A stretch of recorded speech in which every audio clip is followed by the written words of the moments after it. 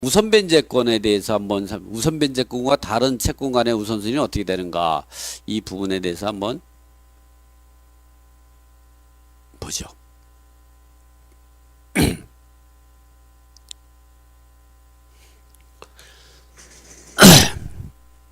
우선 변제권은 이제 대항력과 우선 변제권이 임차인이 대항력과 우선 변제권이 발생 시기에 대해서 한번 간단히 설명드리고 다른 채권과의 우선순위가 어떻게 되는가를 교재를 봐가면서 설명을 해드릴까 합니다. 자, 오늘은 제가 한번 좀 깔끔하게 칠판을 이게 칠판을 이렇게 깨끗하게 지우지 않으면 여러분이 나중에 녹화로 다시 보기를 이거 다시 보기를 얼마든지 할 수 있거든요. 방송에 그리고 제가 편집해서 다시 올려놓으니까 그러기 위해서 이렇게 지우고 그리고 이제 여러분도 그 사이에 이제 머리가 아프신 것 좀 이제 그 쉬시면서 뭐 사실은 여러분은 이런 그 권리라든가 분석이라든가 이런 법적 관계라든가 주택임대 상가임대차 보법이라든가 경매나 공매나 뭐 계약서를 작성한다 이런 것들은 여러분들은 좀 그 어렵고 힘들지 모르지만 제게는 뭐 그냥 어떻게 보면 아이들 장난감 노는 거는 맞아. 그정 공부를 한 15년을 했더니 이제는 그리고 책을 한 27권이나 썼더니 이제는 뭐 경매나 공매나 이런 거 해가지고 웬만큼 맥히잖아. 그래서 지금 뭐 하냐? 지금은 제가 알바를 뭐 하는지 아십니까? 이 경매나 입찰이라든가 부동산 매매 계약할 때 특수물건이라든가 복잡한 거 있으면 제가 상담해주고 상담료를 받고 삽니다. 저는 살다 보면 산 돈을 버는 방법이 여러 가지가 있겠지만 제일 좋은 그리고 방법이 뭐냐면 이 소프트 하드보단 저는 체력이 좀 약하다 보니까 하드보다는 소프트가 좋더라고요. 그래서 제가 열심히 하고 지금도 보면 나는 이제 그 적금 통장보다 부동산이 좋다. 이 부분을 또 책을 쓰고 있어요. 아마 한 보름 있으면 나올 겁니다. 자. 자, 그러면 지금 우선 변제권은 이렇게 주택 임차인 같은 경우는 임차인의 우선 변제권은 크게 보면 세 가지더라고요. 세 가지. 배당에서 1순위로 배당받는 1순위 필요비 유익비 상한 청구권. 글씨가 좀 이제 또박또박 못 쓰죠. 이게 시간이 돼서 글씨를 적자로 못 씁니다. 이게. 그리고 또 머리가 좋은 사람들은 또 이렇게 이 글씨를 잘 쓰는 사람은 별로 없더라고요. 제가 봐도. 그렇죠? 그렇다네요. 벌써.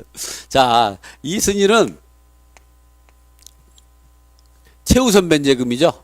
임차인이 최우선 변제금. 그러면 주택가액의 2분의 1 범위내에서 최우선을 받죠. 그 다음에 또 이 순위가 3순위는 되지 않지만 세 번째로 뭐냐? 세 번째로 확정일자 자부 우선 변제금 금이 있죠. 이 필요비 유익비는 뭐 1순위로 배당받는 거니까 제하고 일단은 주택 임차인이 우선 변제권은 최우선 변제권 확정일자 우선 변제 이런 경우는 이런 뭐 최우선 변제권 같은 경우도 뭐 2순위 배당받으니까 그럼 확정일자 우선 변제권은 어떻게 받는가 이 부분에 대해서 한번 설명을 드릴까 합니다. 어쨌든 그래서 최우선 변제 같은 경우도 우리가 어떤 거에 의해서 하게 되냐면 이와 같이 이제 보면 최우선 변제 같은 경우도 중요하니까 주택임대차법 시행령 부칙 제4조에 보면 이렇게 주택가액의 2분의 1에서 토지와 건물 전체에 대해서 우선 변제권을 가지고 있는데 이와 같이 이 시기적으로 주택임차인이 소액보증금과 최우선 기간별 지역별 변천사가 있습니다. 이와 같이 이제 뭐 90년도 2월 19일부터 95년 10월 18일, 95년 10월 19일부터 2002년 9월 14일 또는 이와 같이 뭐 2001년 9월 15일부터 2008년 8월 20일 요거는 뭐냐면 그 주택임대차법 시행령, 즉 대통령령 부칙 제4조에 이런 얘기가 써 있습니다. 소액 임차보증 및 경과조치라는 게 나오죠. 그 얘기는 뭐냐면 담보물건이 예를 들어서 요 구간에 2001년 9월 1일 15부터 2008년 8월 20일 사이에 설정이 됐다면 이때의 수도권 가민억제권은 4천만 원 이하일 때 1,600만 원이었는데 이 당시에 근저당 설정해가지고 이 근저당권자가 주택에 담보 대출해 줄 때 옛날에는 좀 옛날 은행들 그의 관계자들은 채권자들은 이 방빼기 한다 그랬죠. 여러분들은 방빼기 한다면 금방 알죠. 예, 최우선 변제를 공개하는 거거든요. 그걸 여러분들은 방빼기라고 하죠. 방빼기. 원래 어쨌든 뭐 무슨 방법으로 하든 빨리빨리 알아두면 좋지. 이게 최우선 변제 공개할 때 이 근저당권자는 1,600만 원만 생각을 하고 이 공제하고 대출을 했는데 불구하고 법이 개정이 돼가 어떻게 되냐. 지금은 2018년 9월 18일부터 서울에 같은 경우는 1억 1,000일 때 3,700이다 보니까 1,600하고 3,700하고는 금액이 한 2,100만 원이 더, 2,100이 한 1,900만 원이 더 늘어났죠. 이거를 근저당권자가 예측하지 못한 손실을 보게 되기 때문에 그로 인해서 부칙제 사유에 어떤 내용을 써 있느냐. 담보권 설정 당시에 소액임차 보증금이 아니었다가 법 개정에 따라서 현행법상 소액임차의 보증금이 된 사람은 법이 개정되기 전에 설정된 근저당권에 대해서 소액임차인을 주장하지 못한다 이렇게 돼 있죠. 즉 이럴 때는 2,000원도 이 4천만 원 이하인 근저당권 이 2,000원도 설정된 근저당권에 보다 1,600 우선해서 변제받지만 1순위로 주택가의 이불법이나 그러나 4천만 원이 초과된 4,500만 원이 다르면 1순위로 근저당권자가 먼저 배당을 받고 2순위로 또 따져봐야 되는 거죠. 예, 또 이게 이 시대별로 근저당 설정 때 소액임차인 최우선면이 결정하는 겁니다. 이 현행법상 소액임차인은 최우선 받는 것이 원칙이다. 주택임대 8조 1항에 따라 임차인은 보증금리 일정액을 다른 담보권보다 우선에 변제받을 권리가 있다. 따라서 소액임차인에 해당되면 주택가에게 이변을 보면 최우선 받는 것이 원칙이다.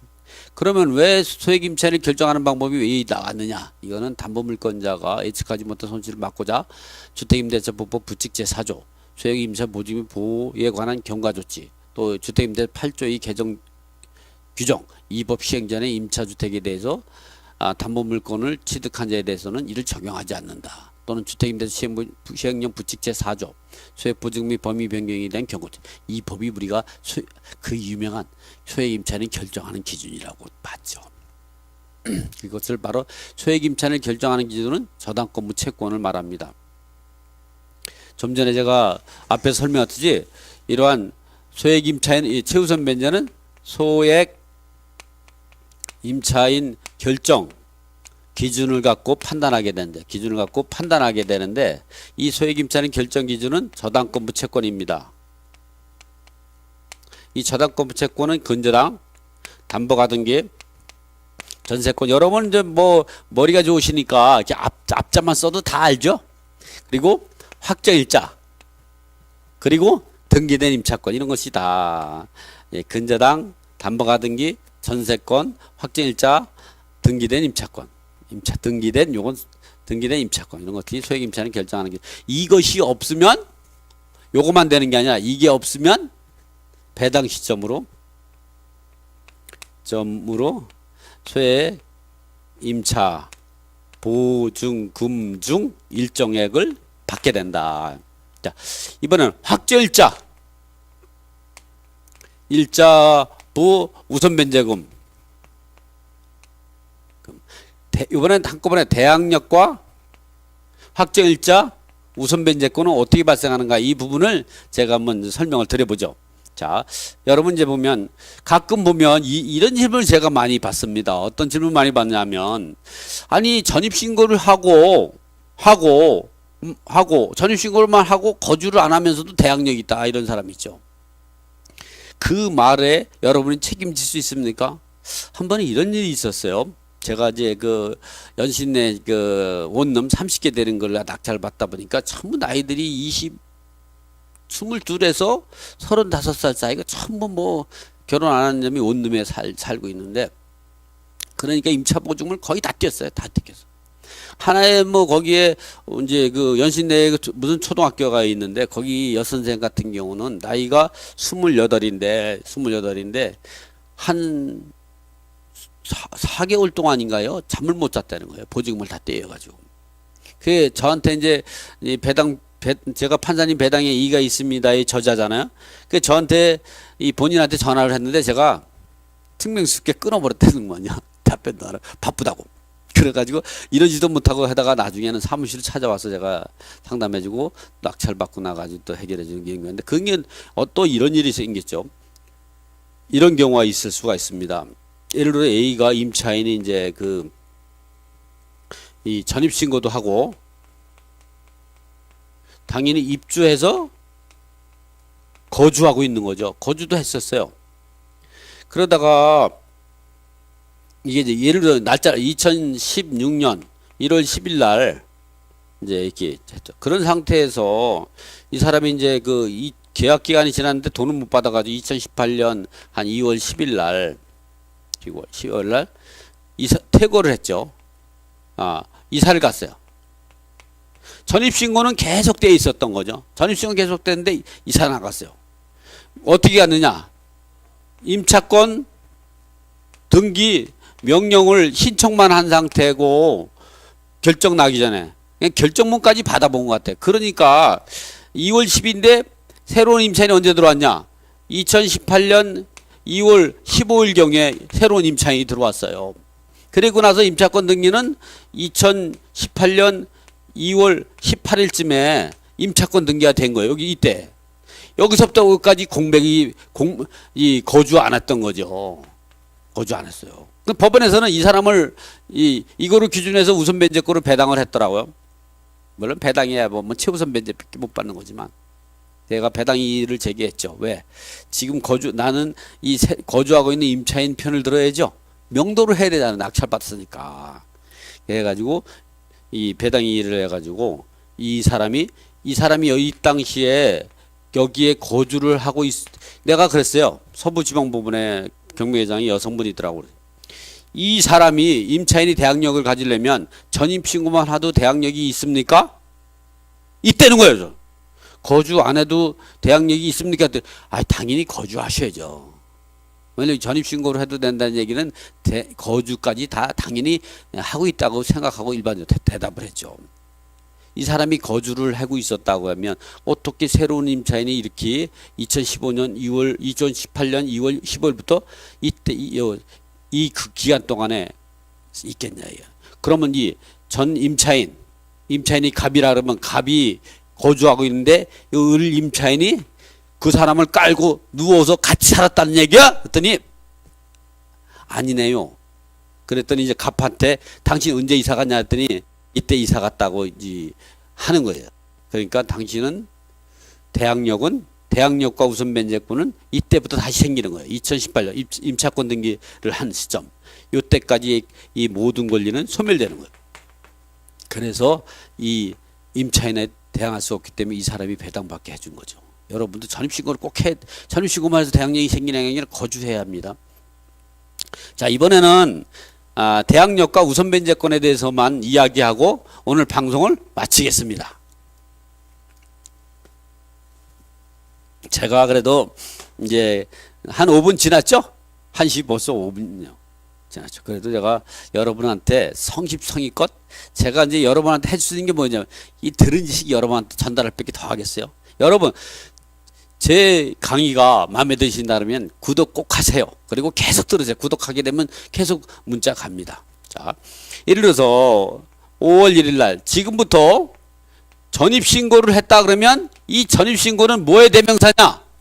대항요건의 대명사다. 여기에는 전입신고와 이 입주도 같은 날 했다. 이런 게 생략이 된 거예요. 그렇지만 실제로 전입신고만 하고 입주 안 했다면 대항력 없습니다. 그래서 내가 여기 쓴 거는 전입신고를 했다면 대항요건의 대명사다. 이렇게 생각하시면 됩니다. 그래서 지금부터는 입주했다는 얘기는 안 씁니다. 자, 5월 1일 날 전입신고하고 이제 계약서에 확정일자는 언제 받았냐? 5월 10일 날 받았죠. 원래는 같은 날 전입신고 확정일자를 해야 돼 깜빡한 거죠. 이렇게 했다 그러면 이 사람의 대항력은 5월 2일 오전 0시에 발생합니다. 확정일자 우선 변제권은 확정일자 효력 발생일시는 언제 발생하냐? 이렇게 대항력이 발생한 이후에 확정일자를 받았다면 당일 주간에 발생합니다. 그래서 이런 경우는 5월 10일 당일 주간이죠. 이 당일 주간이라는 거는 뭐냐면 주민센터가 문 여는 09시 땡땡부터 18시 땡땡 이 사이에는 확정일자는 우선순위를 정할 수가 없어요. 같은 날 확정일자 받으면 다 통순위가 돼요. 5월 이렇게 5월 10일 날 확정일자 받고요. 5월 10일 날 근저당했다면 딱 똑같은 통순위요. 그들 간에는 우선순위 정할 수가 없죠. 하나는 등기부, 하나는 확정일자. 또 확정일자 받은 것도 같은 날 오전 9시에 받든 10시에 받든 5시에 받든 3시에 받든 2시에 받든 다 통순위가 된다는 거죠. 이렇게 먼저 대항력이 발생하게 되면 주택임대차법에서 우선 변제권도 발생하게 되죠. 그래서 이렇게 먼저 받게 되면 당일 주간에 확정일자 효력이 발생한다. 그러나 이와 같이 5월 1일 날 확정일자를 먼저 받았어요. 일자를 받고 그리고 6월 1일 날 신고를 했다면 당연히 여기 뭐 거주도 당연히 있겠죠. 여기도 아예 써줄게요. 거주 있죠. 아예 여러분 혼란스러울 것 같으니까 입주 주민등록과 주택인도잖아요. 이게 했다면 대항력은 언제 생기냐? 대항력은 6월 2일 오전 0시에 발생합니다. 이 확정일자는 뭐냐? 확정일자는 대항력이 임차권이 주물 내지 주된 권리입니다. 또 확정일자 우선 변제권은 대항력이 종물 내지 종된 권리이기 때문에 대항력이 발생하기 전까지는 우선 변제권 없는 거죠. 그렇기 때문에 대항력이 있어야 우선 변제권이 발생한다. 그래서 주종관계예요. 그래서 이런 경우는 그래서 대법원 판례에서는 어떤 경우가 있냐? 계약을 하고 대항 요건을 갖추고 대항 요건 즉 사람이 좋아가지고 임대인이 좋아가지고 입주를 먼저 시켰어요. 계약만 쓰고 계약금까지만 지급하고 그리고 중도금 잔금은 나중에 치르는데도 불구하고 그 집이 경매에 들어갔어요. 그 대법원 판례에서는 어떻게 했냐? 그 임차인은 잔금까지 대항력이 있다. 낙찰자는 무슨 소리냐? 돈 지급한 계약금 이후에 근저당이 설정 그거에 경매 들어왔으니까 계약금까지만 대항력이 있다. 싸웠는 대법원에서 그냥 이 임차인이 적법하게 계약을 하고 그리고 대항 요건을 갖추면 대항력이 발생하게 되고 그러면 그거로 족한 거지 그 종물 내지 종된 권리인 계약금, 중도금, 잔금을 언제 치르냐는 아무 의미가 없다는 거죠. 그래서 이런 경우는 이래서 이 확정일자를 먼저 받았다도 우선 변제권이 없습니다. 그래서 대항력이 6월 2일 오전 0시라면 우선 변제권은 언제까지 무효냐? 대항력이 발생하면 즉시 발생하게 돼. 즉시. 그러니까 우선 변제 확정일자 우선 변제권은 6월 2일 오전 0시에 발생하죠. 이 마지막으로 이번에는 마지막으로 고생하셨습니다. 방송 1시간 10분을 듣냐고 뭐 방송하는 사람도 고생했죠. 마지막입니다. 같은 날 때 5월 1일 날 전입신고하고 확정일자를 받았다. 여러분 이 가정에서 5월 1일 노동절이니까 쉬는 날인데 자꾸 왜 5월 1일 날 전입신고 확정일자 했다고 왜 거짓말 하세요? 이 얘기 하지 마세요. 제가 5월 1일을 참 좋아하는 사람이라 어쩔 수 없이 제가 여러분에게 본의 아니게 거짓말을 자꾸 합니다. 5월 1일 주민센터가 노는 날은 전입신고를 못하죠? 그러나 그 얘기를 하세요. 아니면 5월 10일 다 바꾸죠. 뭐.